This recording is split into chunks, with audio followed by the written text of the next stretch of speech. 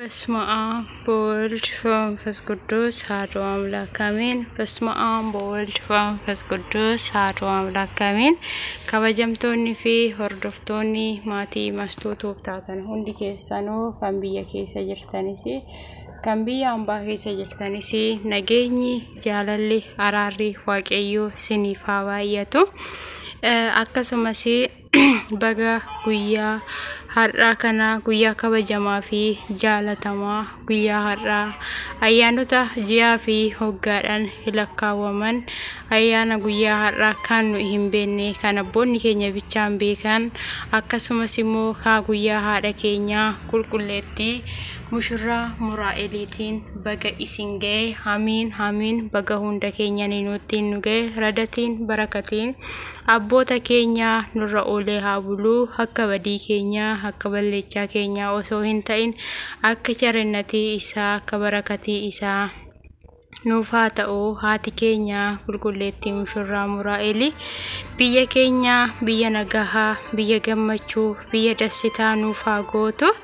Akkasumas guyyaa har'aa kuni anaaf guyyaa addaatti dhugaa waaqayyoo guyyaa bultiin 14 kuni ani duraan hin beeku ture garuu guyyaa har'aa kana guyyaa itti taamiri adda anaaf ta'e bultii 14 kana nu kan beennu bultii 12 13 qofa bicha beenna achirraan bultii 16 beenna har kidaana birati saniin ala jidduu kana lamaan keessa bultii 14 fi 15 waan jiru hin beennu garuu immoo namni itti dhiyaatee laale amantii ofii itti dhiyaatee keessa gabbuu ilaale guyyaa hundaa guyyaan itti ayyaana kabbarame oolu jechuudha. Nuyi hin beennu garuu anaaf garuu guyyaan bultiin 14 kuni anaaf taamiri addaanaa ta'e ammallee immoo haati koo qulqulleettii mushurraa muraa'elii akkuma anaaf taamirii hojjette kana isiniifis taamirii addaa isiniif yaa hojjettu sina yaaddan kan barbaaddan isiniif yaaf kennitu kan dhibamtan ishiin dhibee keessan irraa isinaa waartu kan rakkattan rakkina keessaa isinaa baastu kan biyya galuuf yaaddan nagaan biyyatti isinaa galchitu kan immoo yaada biyya hambaa dhufuudhaafis immoo hawwii qabu waaqayyo nagaan nu haa fidu kan biyya isaa galuu barbaades immoo nagaan waaqayyo nagaan biyya isaatti galu isaan haa galchu. Akkasumas guyyaa bultii 14 kana taamiriin isheen naaf hojjette akkana jedhee dubbachuu hin danda'u. Mistara hundaayyuu ishiitu beekaa isiniifis immoo akka isheen taamirii isiniif hojjette guyyaa ishii kana itti akka barattanii itti gammadanii ooltan waaqayyo isiniif haa taasisu. Akkasuma haati keenya qulqulleettii mushurraa muraa'elii ishii radatiin barakatiin ishii keenya ishii nurra oolee haa bulu. Haati keenya qulqulleettii mushurraa muraa'elii daa'ima xiqqoo taatee kan itti wareegamtee amantii ishiitii jettee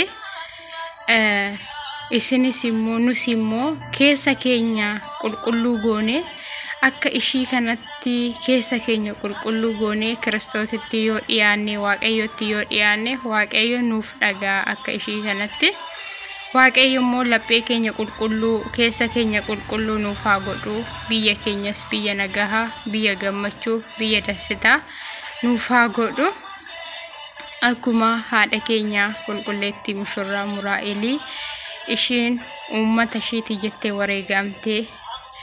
amantii ishiitii jettee wareegamtee nus immoo amantii keenya jennee laphee keenya bannee keessa keenya adassanne nama amantii keenyaaf iddoo guddaa kenninee amantii keenya ofii keenya nyaanne ofii keenya dhunne osoo hin jedhin namoota nyaachuu barbaadanis namoota amantii isaanii barachuu barbaadanis barsiisnee iddoo wayii geenyu waaqayyo nu haa taasisu siniin jechuu jaaladha. Akkasumas immoo tsabalaa fi tsaadiqii koota qamma saayii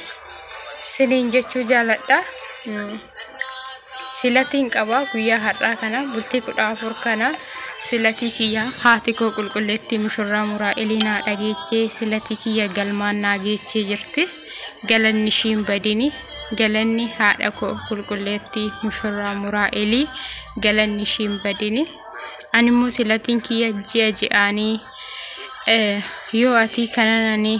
rakkadhe kana rakkina keechaa na baaste ji'aan shaamaa takkaa fi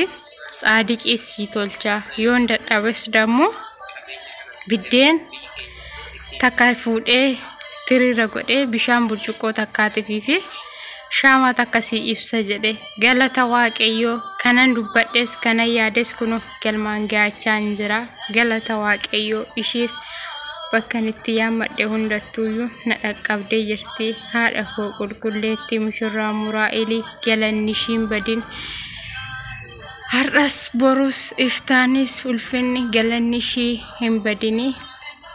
akkasumas immoo ummata keenya kan dhiinni isaanii biyya ambaa keessatti faca'aa jiru kanammoo ishiin ga'e jettee biyya keenya araara nuuf haa buustu ga'e jettee ishiin abbaa keenya Yesuus Kiristoos irraa arjummaa isaa nuuf haa kadhattu biyya keenya akka biyya nagaa biyya gammachuu nuuf ta'u